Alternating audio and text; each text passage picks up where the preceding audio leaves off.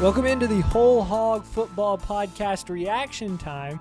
Arkansas Razorbacks head down to Dallas and they lose a tough one, 31-27 to Texas A&M. And, same song, different verse, guys, as Scotty Bordelon and Matt Jones are going to join us here on the podcast. This is another close game between Arkansas and Texas A&M. It's a completely different feeling around the program, though, than it was a week ago.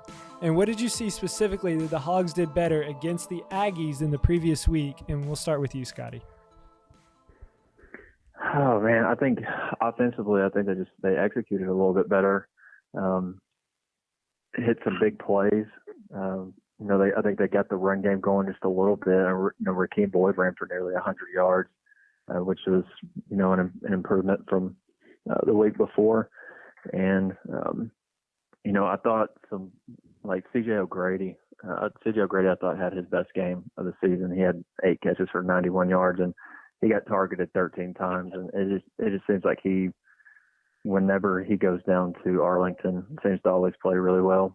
And I thought Ben Hicks came in and just did a really good job. Like you never know what kind of mindset a guy's in after he's lost his job, but it was pretty obvious that he stayed prepared and stayed ready, and it was kind of waiting on another opportunity to go out and play. And he, his first 2 drives, he led Arkansas on a couple of scoring drives, which was pretty big. And defensively, they obviously anytime you score and take a little bit of pressure off the offense, that's obviously a big thing. And I thought the defensive line got a lot of pressure. Or they got quite a bit of pressure. I think they ended up with like 6 or 7, maybe 8 tackles for loss on Saturday. So saw some good things, just not enough to win, and you just kind of keep wondering when that breakthrough is going to come. Yeah, I think it might come in Kentucky based on what I saw last night between the Kentucky South Carolina game. Kentucky looks like they're back to Kentucky of old, like last year was just kind of a one-hit wonder for them. But as far as Arkansas, I think the biggest takeaway for me from the game, guys, was that Arkansas, we wanted to know last week, was the San Jose State game an aberration, or was it maybe more of an indication of where the program is right now? And I think it's probably more of an aberration, an instance where Arkansas just completely overlooked its opponent, got behind, compounded problems with so many turnovers in that game. And when you look at the way that San Jose State came back and played against Air Force, and then the way that Arkansas played against Texas A&M, it's clear who the better team is, who the more talented team is. Now there are concerns there. Why do we continually see this team fail to get up for those games against Group of 5 opponents, whether it be San Jose State this year or Colorado State or North Texas last year. But I think, the biggest takeaway for me is that if Arkansas can play with that same type of focus and that same type of intensity that it showed in Arlington, then it has a chance to potentially win some SEC games. Based on what I've seen so far this season, I think Arkansas can play with Kentucky. I think Arkansas can play with Missouri. I think Arkansas can play with Mississippi State. Will they win those games? I don't know. But last week, the question was, are they going to be able to be competitive with any SEC team? And the fact that they were able to stay competitive and have a chance to win late against Texas A&M, I think shows, that the program's quite a bit farther ahead at this point this season than it was last year. I know the scores are similar against A&M this year and last year. It was a 7-point loss last year. It was a 4-point loss this year. But if you watch those 2 games, it was clear that the 2 games played out very, very differently. Last year, A&M got up 17-0. This year, Arkansas was in the game, pretty much from the word go. It looks like a completely different team to me this season. And I would think that if you're a fan of the Razorbacks, you've got to be pretty encouraged with what you saw yesterday based on the fact what we saw the week before. But not only that, but some of the opponents they have coming down the line. Yeah, Ben Hicks, as Scotty was saying earlier, he was able to come in and perform well in place of the injured Starkel. Morris came out, said Starkel is still the starting quarterback, but does this change anything in your eyes as far as the quarterback situation, Matt? No, I don't think so. I think it's still pretty clear watching the 2 of them that Starkel is going to be the quarterback that gives this offense a chance to move the ball better. I think that what you saw yesterday is what we've known about these two quarterbacks since the preseason, that Starkel is a higher risk, higher reward quarterback. And for the last two games, he's made a lot of mistakes, six turnovers in the past two games. But, I think he gives you an opportunity to move the ball. I think when you saw Hicks come in yesterday, I think you saw A&M start to bring its safeties up a little bit, which shows that they didn't really respect his capability to make longer passes down the field like maybe they did with Starkel. And, with Hicks, he was able to move the ball. I thought he made some really good throws on third down throughout the second half. But if you just Scotty does a good job of charting this every week. I don't know if you've done it yet, Scotty, but if you look at where Starkel was throwing the ball and where Hicks was throwing the ball, it was a more limited offense. I think that Hicks was running. It seemed to me like it was a lot of passes that were a lot closer to the line of scrimmage as to where Starkel can spread the field out some. Yeah, for sure. And like you said, man, I don't think that yesterday necessarily changes anything in terms of the quarterback situation, but I think the way Ben Hicks came in and kind of just grabbed control of the offense, I think it earned some respect. I think he earns himself some respect. Just making some key throws, and he, like I said, he led Arkansas on 2 scoring drives, and he had Arkansas in a position to win the game late. And if not for a few costly penalties in the fourth quarter, like the 50-yard reception to Traylon Burks down to the A&M 25, he's got plenty of time, to go, put Arkansas in the end zone and notch a really big win. And then if that would have happened, who knows what's next with the quarterback competition. But, I figure given that Arkansas's got a week off to get healthy, I figure Starkel will be back and he'll probably still be the number one option. But I think you just feel better about the possibilities. Like if Starkel, maybe does throw another couple of picks at Kentucky, or maybe he gets hurt again and re-aggravates that left arm injury. I think you feel a little bit better about your backup quarterback situation. Defensive coordinator John Chavis, former defensive coordinator with the Texas A&M Aggies, he moved up to the booth, and Arkansas gets 4 sacks, 2 turnovers, and another defensive touchdown. Is there any correlation there, Scotty? No, I don't know. I think Arkansas's defense I think they were a lot more focused. Like they knew that coming into this week that A&M's got a lot of playmakers. Like Kellen Mond I think he's a pretty good quarterback. I don't know that he's one of the best in the league, but he's a pretty good quarterback. And they knew that they had to knock him off his spot and move him, make him use his feet and make plays. And they did a pretty good job of pressuring him. And then they only had one quarterback hurry, but it sacked him 4 times, hit him several other times. So I think they were just a lot more focused. And Arkansas's DBs got they got torched a little bit. Jamon Osborne and a couple of their other guys at receiver are really good. And so it didn't surprise me that those guys made plays, but I thought the effort was there. And you got a pretty big list from Jamario Bell, who had 2 sacks, and then TJ Smith had another one. So those are 3 sacks that I don't know that you go into a certain weekend expecting those guys to tally 3 sacks for you. So they got some solid contributions there. And Scooter Harris, right place, right time on the scoop and score. And Gabe Richardson, I thought, played one of his best games, had 5 tackles and tackle for loss and forced the fumble. So they played pretty good. You wish that, I bet John Chavis just wishes they could have prevented the score right before halftime and then the early score in the fourth quarter. Yeah, guys, this is something that I don't have any numbers necessarily to back it up, but it seems like Arkansas the past few games and really this entire season has gotten a lot of pre-snap penalties. The big one that comes to mind is from the game last week with Traylon Burks being on the line of scrimmage and being covered up. Is that something that the Razorbacks and Razorback fans need to be alarmed about as they've gone, 5 games into the season? We'll start with you, Matt. Well, the thing that the coaches praised about Ben Hicks was his ability to keep them out of some of those pre-snap penalties.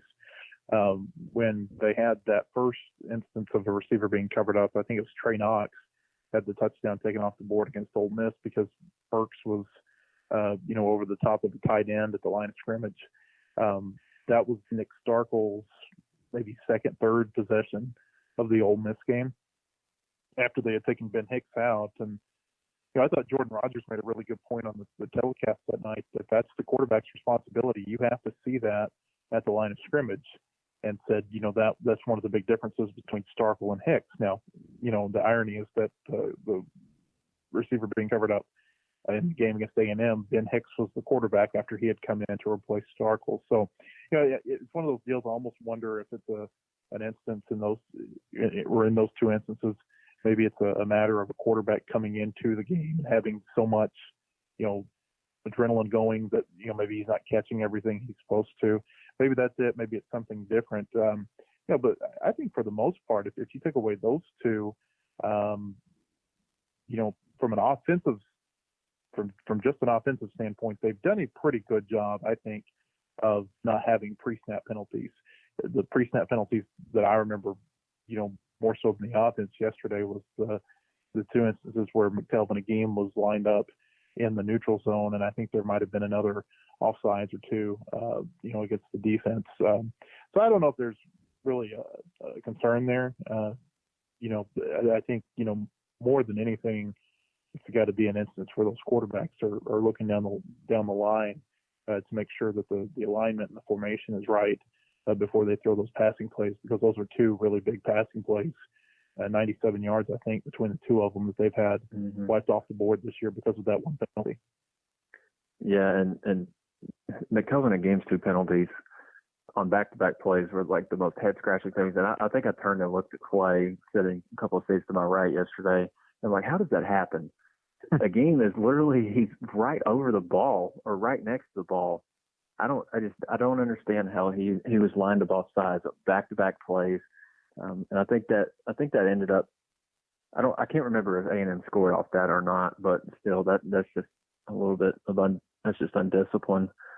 No discipline on his part. And then, we mentioned I think there were a couple of false starts, one on Burks, which was a little bit uncharacteristic, and one on Coyle and Jackson. And then obviously the ineligible man downfield on Burks. And then there was also a little shift penalty thrown on Shane O'Grady for, he was moving in the backfield. He shifted, I think, from the right side of the formation over to the left. And when he did that, I believe there were 2 men in motion at the same time. Yep. And I asked him about it after the game, and he said that was an instance when Ben Hicks was supposed to have motioned him across, but Ben didn't do that. And so O'Grady said he just took it upon himself to cross the formation. And so there's a little bit of lack of communication there. And I don't know. I guess it was just a momentary lapse, but those kind of penalties, I don't know that they're like a cause for concern, but they sure seem like they pop up. At some pretty inopportune times. Yeah, the false start that you mentioned on Jackson there at the end of the game, that was probably the most inopportune of all of them. I think people sometimes may underestimate how loud it gets inside AT&T Stadium for that Southwest Classic game. A&M probably has anywhere from 30 to 40,000 fans there on any given year. It might have been a little bit less yesterday based on the attendance numbers, but man, they make a lot of noise. And I am always so kind of taken aback, I guess would be the right word, whenever I go down there for the Southwest Classic, just how loud those A&M fans can be. And I think that it might have been an instance of crowd noise that caused that false start. Maybe that and just the anticipation of it being such a big play, 3rd and 17. That the receiver just got a little bit ahead of himself. Yeah, and I think the attendance Saturday was like 51,000, and so that was like the the smallest of the 9 years that Arkansas's played down there. But yeah, it did get really loud. Anytime either team made a play, it got really, really loud. Yeah, the attendance keeps going down there, and it's so obvious that game's going to be moved to the campuses by 2025 at the latest, which would be the first season after the contract for the Southwest Classic is up at AT&T Stadium. And a lot of times, if you want to keep something somewhere, the fans show up, and I think the lack of attendance, not just this year, but last year and the year before, it keeps going down just about every single season. And I think that's probably an indication fans are ready for this game to move out of the neutral site and back to campus. So bye week coming up, guys. Arkansas will face Kentucky in 2 weeks. Talking about pre-snap penalties and things of that nature. What do you want to see Arkansas work on and improve so that you maybe not see it or see it in their game against Kentucky in the rest of the season? We'll start with you, Scotty. Yeah, I think this is like a pretty obvious answer. I think they've got to get healthy. Trey Knox did not play against Texas A&M, and I think Arkansas would have loved to have his playmaking ability yesterday or on Saturday. I think that would have given Ben Hicks another pretty reliable target. Like, the kid's only four games into his college career, but he's by far Arkansas's most targeted receiver in games that he plays in. And, Rakeem Boyd came out. He was a little banged up. I think he kept playing. But, he was favoring that shoulder. I believe that he had some work done on in the off season. So that they've got to get healthy. And I think on the offensive line too, it'll help. I think it'll give Colton Jackson and Austin Capps. Those are two guys who typically on Tuesdays and Wednesdays when we can go watch practice, they're not typically doing any of the teamwork. And then, on the defensive side of the ball, I can't really think of too many injuries off the top of my head. Maybe give guys like Buster Brown and Jarquez McClellan and Cam Curl. Cam Curl had his head stuck his head in on a lot of plays on Saturday. I think he had 12 tackles, so I'm sure he's feeling it a little bit. They've got to get healthy. I think if they do that, then they should feel pretty good going into Kentucky. So just got to get back right and get your bodies feeling right. I think the biggest thing I want to see is just the intensity that Arkansas shows up with. We haven't seen them come out with the type of intensity they had against A&M in back-to-back games yet under Chad Morris. I can't remember 2 games where they played well back-to-back, and so they lost to a good team yesterday. Now they've got a team that they've got a good chance of maybe not a good chance is the right word, but they've got a decent chance of beating Kentucky, I would think, on the road. So do they come out in that game with the same type of intensity, the same type of focus, same type of winning game plan that they had in the A&M game? And if they do that, then I think they've got a good chance of beating Kentucky because of all the problems that Kentucky has without their quarterback, all the starters they lost from last season. It's another tough year for Kentucky from a football, for its football team. And so that's the thing I want to see is just the focus, the intensity. Are they able to replicate that against Kentucky? You never know what you're going to get off of a bye week. So, and Arkansas and Kentucky are both coming off of bye weeks going into that game. So that's a little bit of a wild card. But if Arkansas can show up with the same type of intensity that it played with against A&M, then I think it's got a pretty good chance to get its first conference win under Morris. All right, guys. Thank you so much for coming on today. Scotty Bordelon, Matt Jones. You can read more of their stuff at WholeHogSports.com. They'll keep you updated all through the bye week and preparing you for the Kentucky game in 2 weeks as well. Well, thank you so much for joining us, and we'll have a reaction podcast for you after that Kentucky game in about 2 weeks.